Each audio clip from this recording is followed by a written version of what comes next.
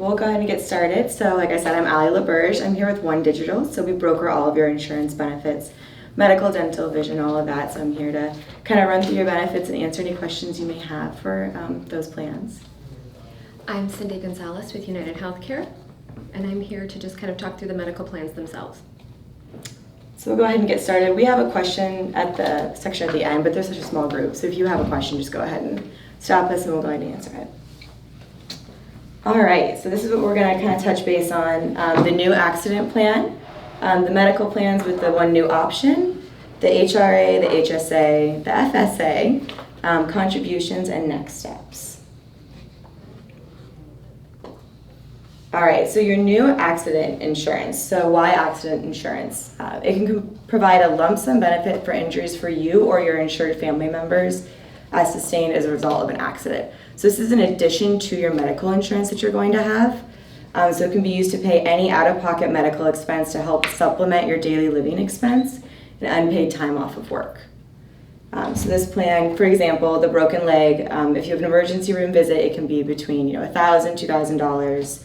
It includes a temporary cast, crutches, $100, and then the X-ray is $240, and the cast application $221.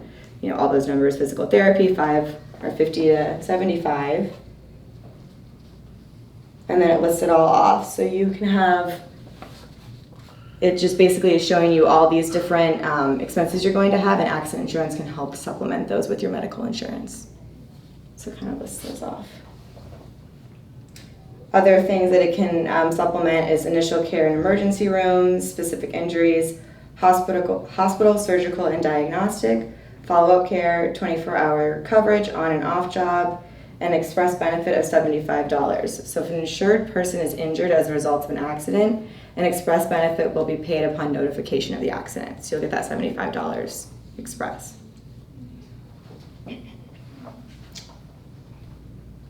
All right, so we're going to hop over. So that's the supplement to your healthcare insurance, but this is actually the run-through of your healthcare insurance.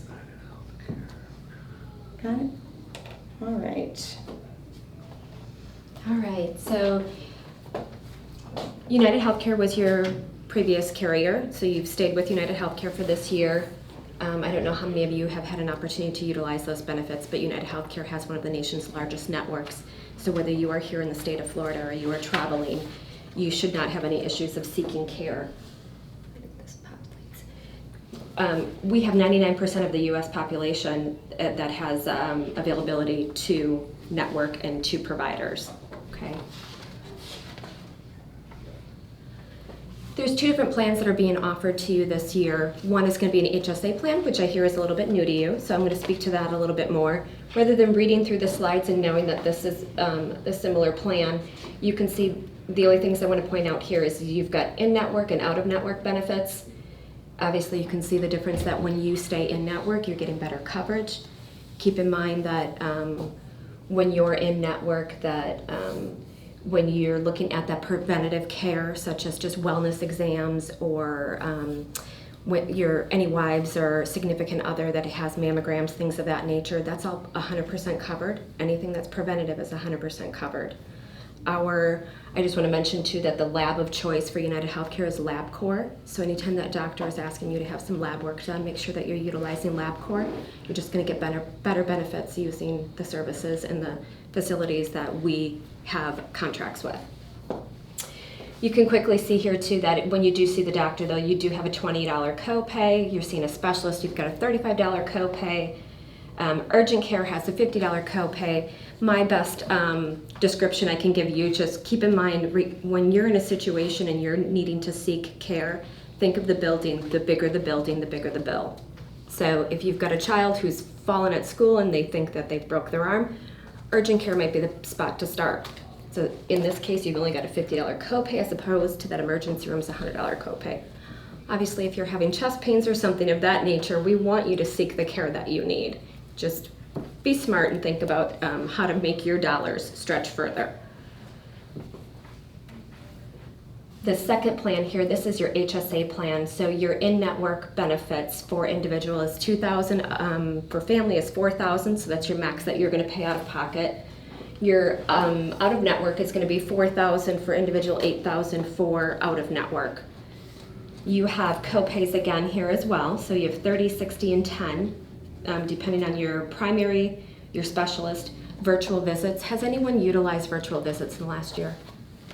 Does anyone know what virtual visits is? Okay, virtual visits is a service that we use. We have two different carriers that we work with. One is being Teladoc. So in this example, you will go out to myuhc.com.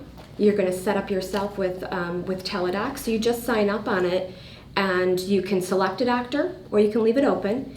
But if your child wakes up with an ear infection in the middle of the night, none of us want to have to climb out of bed, go sit in an emergency room, because that's really your only service that's going to be available at 3 in the morning, and have to deal with the cost of that. Virtual visits allows you to contact a doctor. They phone you back within 15 minutes. They listen to the symptoms. If they need to do a face-to-face visit, they'll use your phone, tablet, whatever, and it's a $10 copay as opposed to sitting in an emergency room. They write you a script to your local pharmacy, and you're all set. There's over 65 different things that can be diagnosed through virtual visits. So highly recommend just setting it up, taking a look at it. It's a fantastic service that's a fraction of the price. Emergency room in this plan is $250 after your deductible. We have lab and x-ray. There is $0 after deductible. Keep in mind, when it comes to, if you go in to see the doctor, you're having some shoulder pain, they want to have an MRI done or something, they're going to write you a script. And a lot of times the doctor, they don't know your plan. So they write you a script thinking send you over to possibly the hospital and have it done. There's freestanding imaging clinics that are a fraction of the price. And on myuhc.com, use the cost estimator tool. You'll see it right on that first page. Plug in what you need, and it's going to tell you the best place within 10 miles, 5 miles of even where you are. So whether you're traveling or you're local to home, these services are available to you, okay? I can run through those. Yeah. So the HRA, I think, is something you're all familiar with. You've had it in the past, but we'll just run through it really quick, just as a reminder. So with the plan you've always had, the Choice Plus plan, you have the $1,000 deductible, so you're responsible for the first $500, and then Rentex will reimburse the second $500. With your new HSA plan, so it does have a higher deductible of that $2,000, but you're responsible for the first $1,350, and then Rentex will reimburse $650. And there's a little bit farther, and that's for individual plans. You can see it broken out for the family plans as well. This next slide kind of talks about the workflow. So if you haven't ever submitted a claim, basically what you're going to do, if your service is subject to the deductible, do not pay at the time of service. So most doctors will understand, say, I have an HRA, don't pay when you check out, you're going to get a bill. And when you get that EOB, it's the explanation of benefits, it's the bill. You're going to then submit that invoice to Benefit Strategies and the Benefit Strategies claim form. And then you'll get a check back based on your stipulation of the contract. So that's the only difference with this. You want to make sure that when you go into that doctor's office, you explain to them that you have an HRA and you don't pay up front, you get the bill, and then you'll be getting reimbursed. Any questions on that? No? Okay. You want to run through the HSA? Yeah. So I hear HSA is a little new to you, and you will see with your health savings account, some of the things that I'm going to quickly point out that I think are significant when you're thinking of an HSA as opposed to an FSA or an HRA. So an HSA is pictured to be, it's a bank account that's done through Optum Health, which is an entity of United Healthcare, and you make a contribution based on what you choose to put in per paycheck. You do have a company match that I will get into a little more detail on, but this money goes into this account. You get a debit card for it, just like any other bank account, and this money rolls over year after year. So if you don't use it, you don't lose it, okay? This money can build, I don't believe that there's any limit to it, so you have the ability even to take it and make investments into into IRAs in the future should you have such a lump sum of money sitting in there that you don't use. So the deposits, like I said, are made into this account strictly from your paycheck, and then your employer is going to make a contribution as well. Okay. That's all pre-tax, correct? It is all pre-tax money, absolutely. So guys, you wouldn't pay tax on that up front. If you used it later, you took it out for anything other than healthcare or putting it in an IRA or anything like that, then you would end up having to pay taxes on it. So, okay. I believe that's correct. That is correct. The 2018 contribution limits for employee only, so if you're just insuring yourself, is $3,450. If you're insuring your entire family, it's $6,900. And then the matches is $300 max from employer on an individual and $600 on the family. Okay. Anyone 55 or older does have the opportunity for a $1,000 catch-up contribution. Because keep in mind, like you've mentioned, this is all pre-tax money. So if you're contributing that in, it's obviously it's looking like you're making less, so then you're taxed less. Okay. Any questions on that? You'll be able to monitor your HSA account from myuhc.com. It's very clearly mapped out for you. I think they do a nice job with, if you're not registered on myuhc.com, make sure that that's the first thing you do, okay? You can see it says accounts and balances. You have the opportunity, let's say you've left your HSA card at home and you go into an emergency room or into an urgent care and you have to pay for something, you're able to reimburse yourself. You'll see right on myuhc.com, you can set it up right to be processed right back to your own bank account. So you can either use the card or reimburse yourself.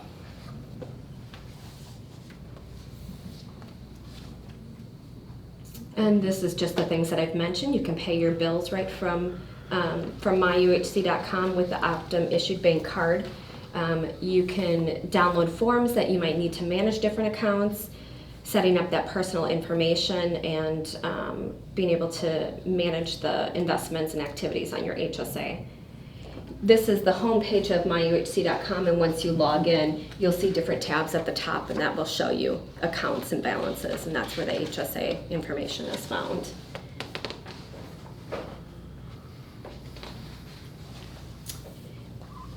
Some additional things to keep in mind when you get out to myuhc.com, we've got, it talks about, this is where you're going to find the doctors that are within your network, hospitals, tracking claims here.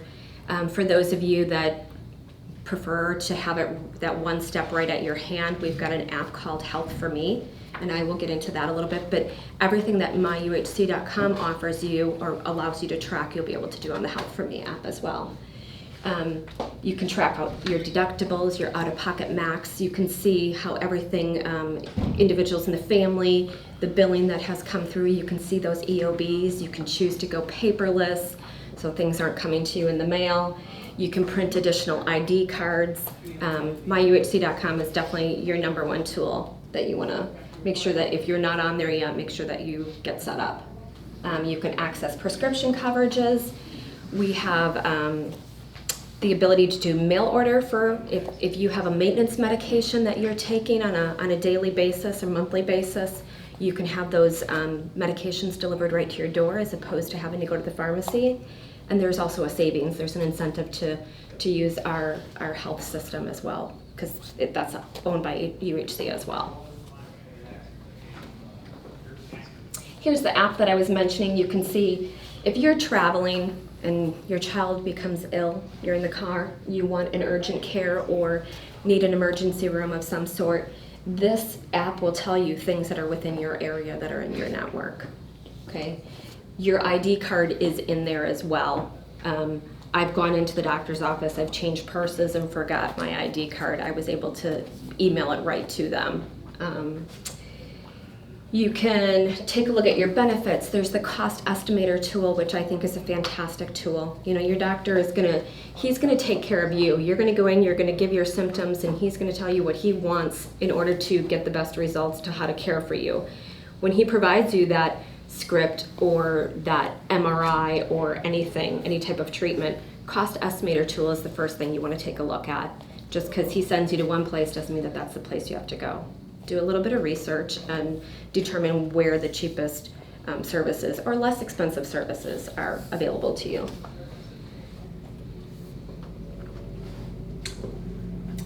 I can do these, it's just the difference between. So we've got some examples of the HSA, and if you're a low utilizer, so the example here is John is 30 years old and is single, so no kids, no wife, probably doesn't go to the doctor as often as some other people might. So he enrolls in that HSA plan. So he does have the higher deductible, but he's going to contribute to his HSA. So he's going to elect to put $20 of his pay period into his HSA throughout the year. So it's going to end up being about $1,040. Rentex is going to match that first $300 deposited. So let's say for the first 9 months, John has no expenses, doesn't go to the doctor, none of that. And then June he gets sick and goes into the doctor. The doctor's visit, so if he goes to the urgent care, or, well, not urgent care for this plan, but let's just say his doctor's visit is $200 and his prescription is $40. So that's $240. He's going to use his HSA debit card to pay for that. So you're not going to use your normal debit card. It's not going to come out of your bank account. It's going to be money that you've already been saving, so you don't have to all of a sudden come up with $240 for that. It's going to come out of that debit card for you from your HSA card. And then with that, you have no other qualified expenses throughout the year, so there was just this one time he had to go to the doctor. So now he still has $1,100 through his HSA that's going to go into the next year. So you're just going to keep accumulating that money. So, God forbid you do get sick one year, or you're in the ER or something like that. You just keep accumulating those funds so you have them when you need them, basically. So they do roll over. That's the big difference between the FSA and the HSA, is you can keep these as long as you need them. So here's someone who's a high utilizer. So he's 54, married, and has 3 kids. So now he's got not just himself, he's got his kids and his wife that can also get sick that he has covered. So with this, Jim elects to do $50 per pay period, so more than that 20. So he's going to have $2,600 annually deposited into his HSA. Again, all of these are pre-tax. And Rentex is going to match the first $600 deposited. So now Jim has a condition that requires a 4-day hospital stay and is discharged with a prescription for 10 brand name prescriptions. So obviously that's going to equal a little bit higher of an expense. His family deductible is $4,000, so that's what your higher deductible is. And the brand names RX are totaling $400. So his out-of-pocket for the year is $4,400. He uses $300 or $3,200 in his HSA towards those expenses and pays the rest of the balance with his card. So with that $4,000 deductible, he's just going to be using $3,200 in his HSA. Like I said, he's already put it away. It's pre-tax money. He's ready for this incident to occur, and then he pays the rest of the balance with his personal card. Does that make sense? Okay, I know it's a lot in 2 slides there, but we were trying to give an example. Okay, so we're going to hop over to dental. Are there any other questions on medical before we hop over to that? No? So on the HSA, let's say you've been accumulating it for 3 or 4 years, and then you no longer work for Rentex anymore. What happens with that money? So it's your money. So you get to keep the card. You'll have, you'll work with, it's Optum, right? Yep, Optum Health. Okay. Yeah, so Optum Bank is still going to be your bank. It's always going to be your money. It'll just be, it So won't it goes be. with you. Yeah. I mean, Okay. always yours. Yep. All right. Awesome. All right, so we'll hop over to the dental. This is pretty straightforward. It's what we had last year. So the preventative and diagnostic is 100%. So your teeth cleaned twice a year, 100% preventative. Basic restorative is 80% covered, and major restorative is 50%. Your calendar year maximum is $1,000. And your deductible waived for a type 1 service is going to be $50 to an individual and not to exceed $150. So all of these type 1 services and things like that are going to be in the SBCs that you should have posted for you. So we can look as well. If you have a specific situation, you can come up and ask me after, and we'll look it up and see if it's under those type 1 services, or you can, look it up on the pamphlet yourself. But all of that in more detail is going to be posted for you guys to look into as well. And then you have a rollover max benefit, which is great. So if your claims don't exceed $500 in a calendar year, Delta will actually roll over $350 to the following plan year. So it's going to be rolling over your max benefit. So your max benefit is $1,000, but if you don't use any of it, you're going to have $1,350 the next year for your calendar year. So if you're going to need like any kind of dental, and you can wait a year, you can roll it over, and then you're gonna have an extra $350 the following year. And then also to receive this benefit, you have to have one cleaning or exam a year, but that's 100% covered. So they just basically want you to make sure you're getting your teeth checked out once a year, and they'll give you a benefit for it. Okay, then we're gonna hop back into the FSA. So I know we've been talking about HSA and FSA, so now we're gonna hop back into FSA, which I believe you've had in the past. But we'll run through it just as a quick touch base. So the number one thing with this FSA, it is also pre-taxed, but it does not roll over. So I think that's what you're all used to, is kind of use it or lose it situation.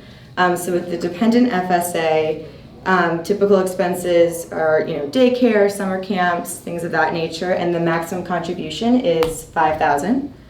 And like I said, it's a use it or lose it for this plan. And that's the dependent FSA. And then the healthcare FSA, the same thing, pre-tax, used towards your qualified expenses. So deductibles, co-pays, dental and vision expenses. And the maximum contribution is $2,650 for this. SSA, I'm sorry, Oh. the HSA that I mentioned, I'm sorry to cut you off, but the HSA that I mentioned, that can be over-the-counter medications as well. So, if you have allergies, some of those allergy medications can get a little expensive. That can be purchased with that card. So This one you can't. with an FSA? With the FSA you can't. Mm-mm. No, the HSA you can. HSA, okay. Mhm. Yeah.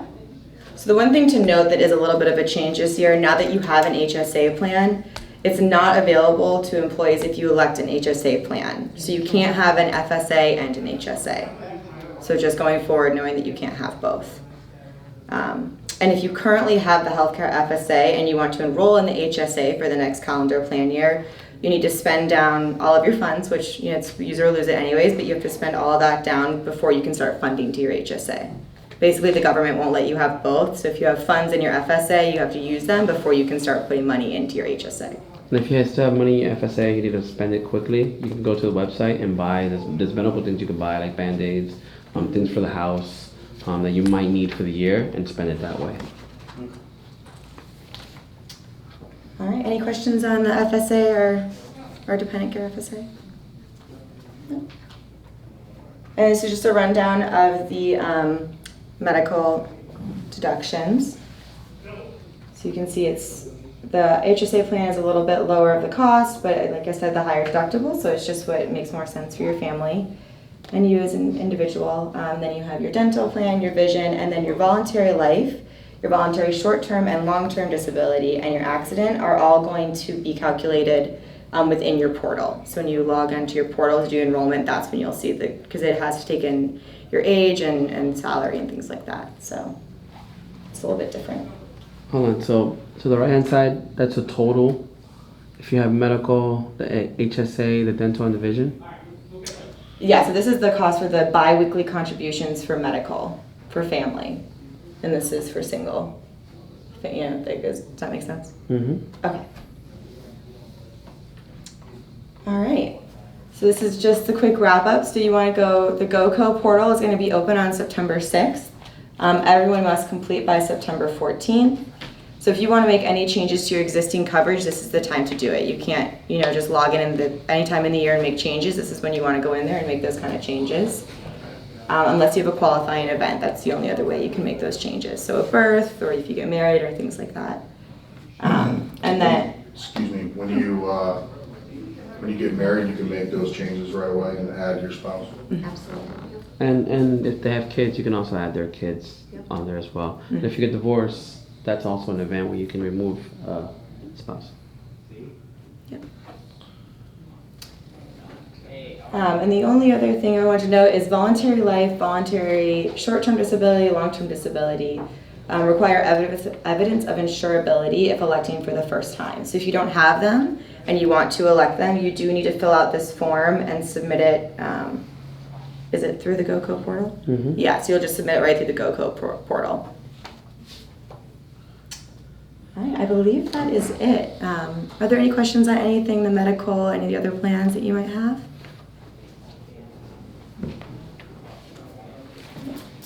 Awesome. So yeah, you can go in and do it today if you haven't already, I guess. I can't believe it's the middle of September already, but